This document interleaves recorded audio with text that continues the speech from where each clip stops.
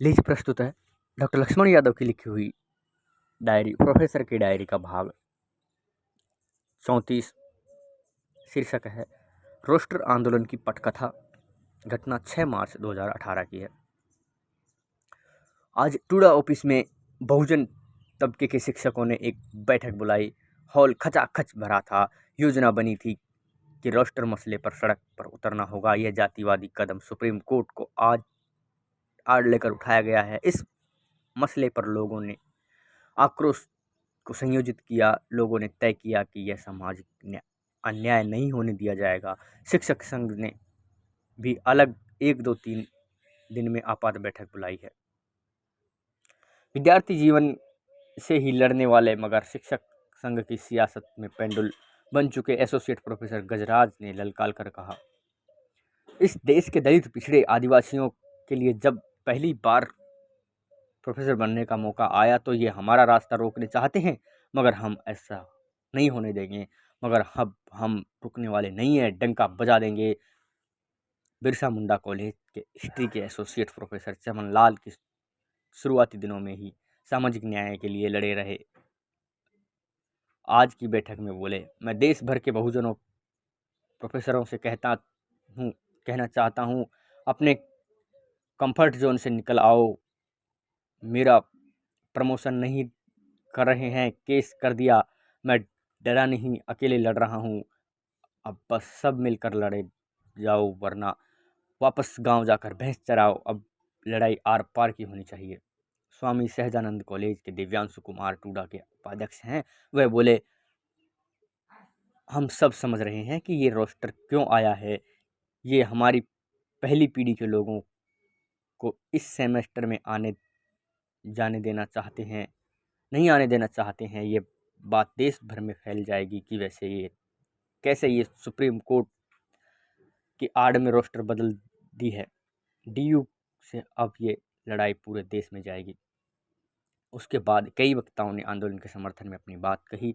इस बैठक के बाद यह तय हो चुका था कि सब अपनी पार्टी संगठन को पीछे छोड़कर संविधान और सामाजिक न्याय को मानने वाले सभी लोग एकजुट हैं। दक्षिणपंथी, वामपंथी, समाजवादी, सामाजिक न्यायवादी, सभी शोधार्थी, छात्र और प्रोफेसर रोस्टर आंदोलन के लिए अपने अपने स्तर पर जुट गए थे। यह एक जन आंदोलन बनने जा रहा था। मैंने अपने लिए रोस्टर की पेचीदगी और बारीकियों को आसान भाषा में समझाने की भूमिका चुनी। मैंने दर्जनों लेख लिखे, आंकड़े जुटाए, ग्राफिक्स के जरिए चार्ट बनाए। डीयू और जेएनयू के हमारे कई दोस्तों ने यह काम और भी शानदार तरीके से किया। हम लगातार बैठकें करने लगे। यूआरडीएफ के साथी ने बिरला, फूले, अंबेडकर, पेरियार, भगत सिंह वाली वैचारिक को छोड़कर एक बुनियादी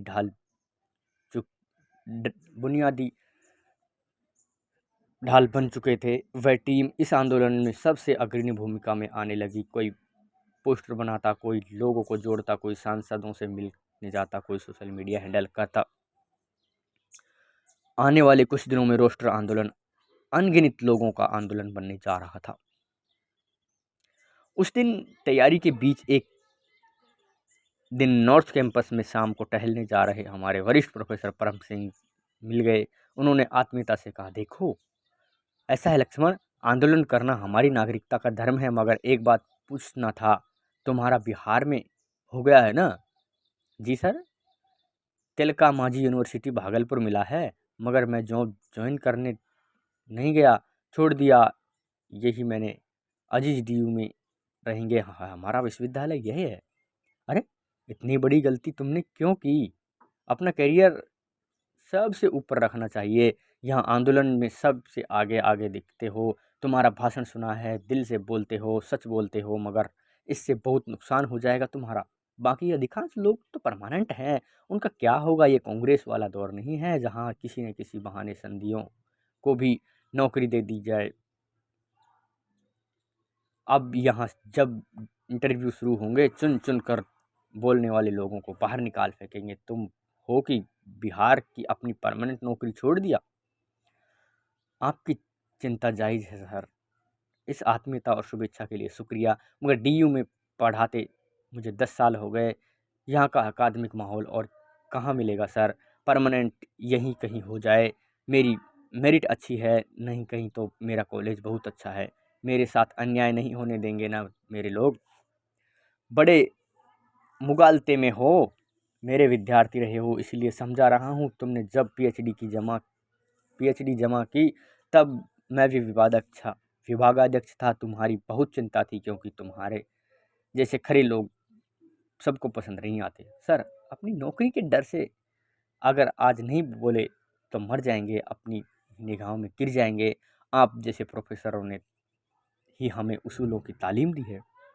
तुम सब पहली पीढ़ी के हो, ऐसे नुकसान हो जाएगा, कोई आंसू पोंछने भी नहीं आएगा। जाकर बिहार ज्वाइन कर लो, फिर बाद में मौका देखकर आ जाना। डीयू, अभिज्ञान प्रकाश, रनुज सब चले गए हैं ना, वे सब नहीं रहे हैं, नहीं कर रहे नौकरी। बाकी तुम्हारी जैसी मर्जी सर, बुरा न मानो। मैं तो मौका आपके हाथ में ही कई बार था। सही कह रहे हो, हम भी दोषी हैं कि अपने रहते हुए तुम जैसे विद्यार्थियों का कहीं परमानेंट नहीं कर पाए। बहुत अफसोस होता है, मगर अब तुम भी सब सिस्टम समझते हो ना। सब कुछ हमारे हाथ में कहाँ हुआ करता था। ये हाथ ही उच्च शिक्षा के थामे हैं, मगर ये हाथ किसके और किस के हाथ में है, समझने में देर हो गई। अभी आप सुन रहे थे डॉक्टर लक्ष्मण यादव की लिखी हुई डायरी, प्रोफेसर की डायरी का भाग 34।